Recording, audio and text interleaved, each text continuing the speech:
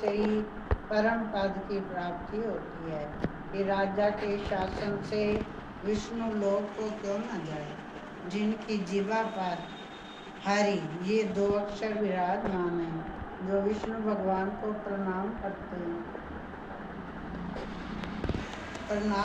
हैं, स्मरण करते हैं, उनके गुणवाद गान करते हैं, उनको अश्वमेध यज्ञों के समान फल मिलता है। संपूर्ण पाप दूर हो जाते, भगवान प्रसन्न होने से विष्णु लोक प्राप्त का संयुक्ता प्राप्त करते हैं।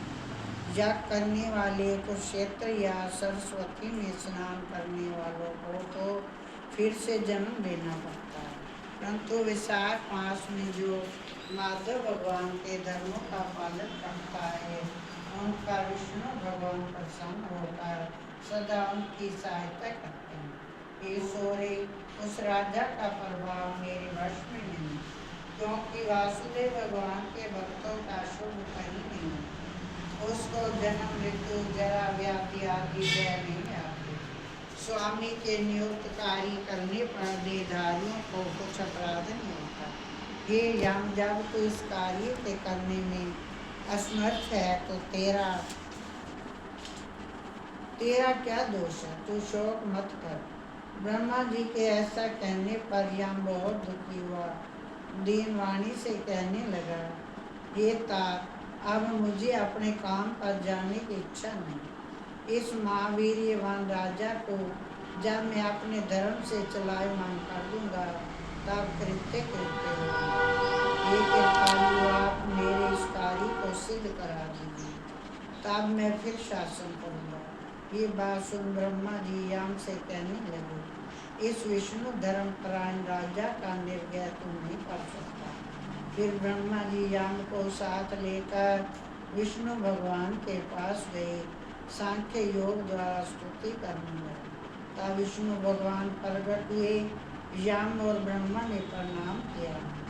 तत्पश्चात विष्णु भगवान ने आने का कारण पूछा। ब्रह्मा जी ने कहा, श्रेष्ठ, आपके दास राजा के शासन में सब मनुष्य वैशाख धर्मों को करके विष्णु व्रत को प्राप्त करके चले जा रहे, इसी कारण यम को रिखाली हो गई। इससे अत्यंत दुखी होकर यम राजा से युद्ध करने गया, उसको मारने का दंड उठाया। तब आपके चक्कर से इसे परास्त कर दिया, तो ये दुखी हो मेरे पास आया। हम आपके महात्मा भक्तों को दंड देने के समर्थ नहीं रखते। हे महाविभो, हम आपकी शरण में आए हैं, इसलिए प्रभु उस राजा को दंड देकर अपने आप यम की रक्षा करें। ब्रह्मा के ये वचन सुनकर विष्णु भगवान हंसे। ब्रह्मा जी व यम से बोले, मैं लक्ष्मी अथवा अपने प्राण दे सकता हूँ, कौस्तुभ मणि, वैजंती माला, श्वेत दीप, वैकुंठ, क्षीर सागर, शेष और गरुड़ का त्याग कर सकता हूँ, परंतु ऐसे भक्तों को कदापि नहीं त्याग सकता जिन्होंने मेरे लिए संपूर्ण भोग त्याग दिए, प्राण छोड़ दिए, मुझ में भी अभी आत्मा को लगा दिया, उन्हें मैं कैसे छोड़ सकता हूँ। हे यम, मैं तेरे दुख को दूर करने का उपाय बताता हूँ। उस राजा को मैंने 10,000 वर्ष की आयु दी, उसमें से 8 सहस्त्र बीत चुके हैं।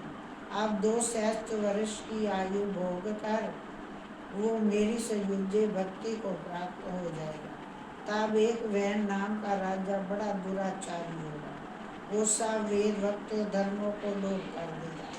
तब वे साख के धर्म भी नष्ट हो जाएंगे, फिर अपने ही पाप से वैन जल जाएगा। तब मैं पृथु का रूप धारण करके पुण्य धर्मों की स्थापना करूँगा, वैश्वयुक्त पर्याप्त धर्म मनुष्य से कराऊंगा। इस प्रकार ही हम तेरे कार्य की सिद्धि हो जाए।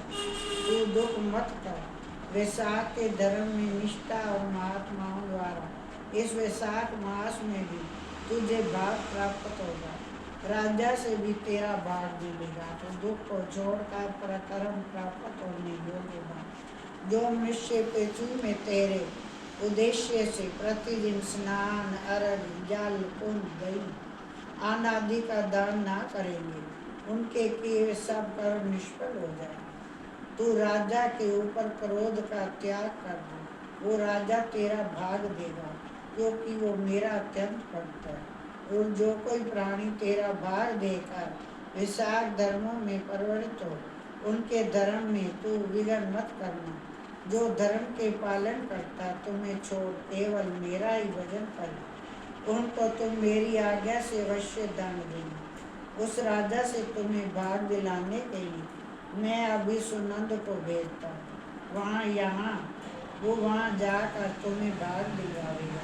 तब भगवान ने यम के सामने राजा को समझाने के लिए सुनंद को भेज दिया, जो राजा को समझाकर भगवान के पास आ गया। ऐसा यम को आश्वासन देकर विष्णु भगवान में अंतर्ज्ञान हुए। ब्रह्म भी यम को समझाकर आज्ञा दे चले गए। यम भी कुछ प्रसन्न हो अपनी पुरी को चला। फिर सुनंद की आज्ञा पर राजा ने अपने राज्य में सारी प्रजा को प्रतिदिन यम के नित्य स्नान अर्घ आदि करने का वैशाख के धर्म ने यम को भाग देने की सूचना करा दी। अगर जो कोई धर्मराज का भाग नहीं लेगा, उसके वैशाख में दिए कर्मों का यमराज खुद ले लेगा। वैशाख की पूर्णमासी के दिन पहले धर्मराज के लिए जल का घड़ा, दही तथा अन्न दान करना चाहिए। फिर पितृश्वरों के निमित्त, गुरु के निमित्त, पीछे जनार्दन मधुसूदन भगवान के निमित्त उनकी प्रतिमा बनाकर धर्म के चलाने वाले गरीब ब्राह्मण को